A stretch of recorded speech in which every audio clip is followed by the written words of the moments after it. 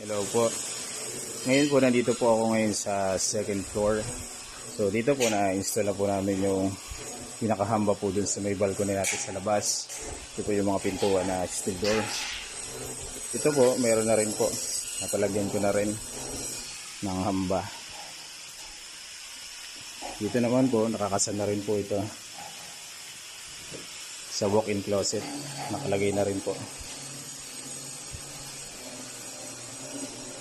Dito po naman sa CR, so pinalagyan ko po muna siya ng cover dyan.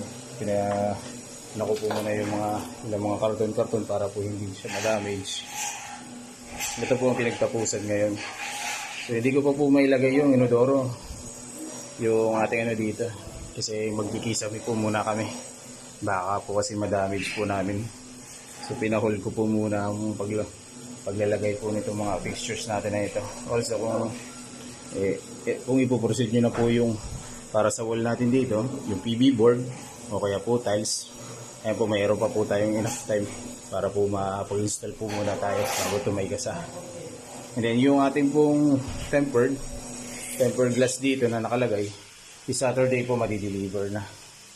Pero papahold ko po muna ang installation, at least po nandito na yung pinaka-tempered. Kakasa na lang po namin kapag po nakapaglagay na po kami dito ng kisa na. Dito po sa walk-in closet, nakapagpalagay na po ako ng ceiling frames dito. So ito pong particular materials na ito po yung carrying channel natin.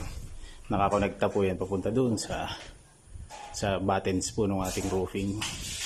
So kahit po yan lambitinan, hindi po yan matibay po yan. Ayan, nakafix po siya na maganda dyan.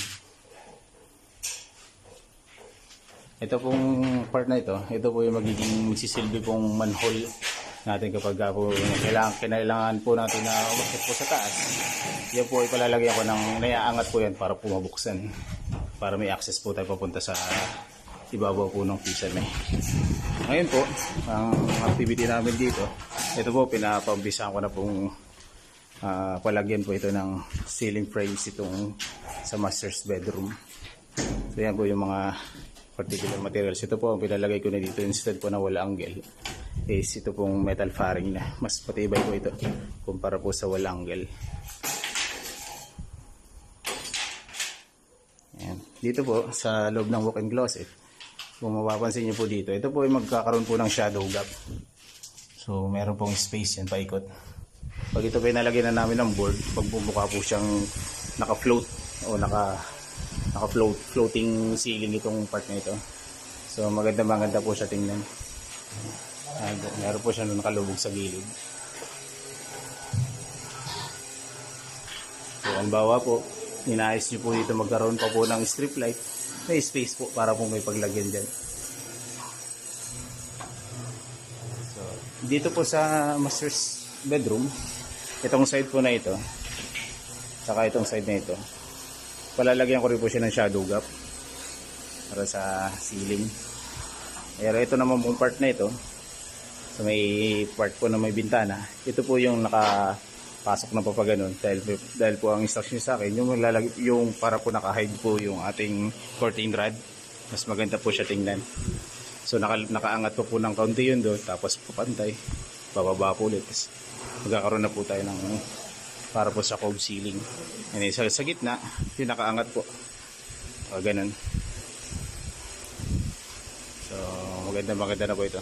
So, in-instruct ko sa kanila yung preferred design po natin dito. So, naintindihan naman po. At kaya naman daw po nilang gawin ito. Diba, Jeboy? Kaya? Mahirap lang pero kaya. Ayan po, sinara to. Patawa-tawa lang. Pero masakit na rin ang ulo. Kaya yan.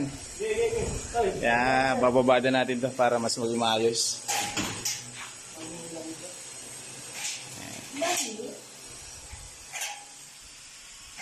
Ayan po, thank you po.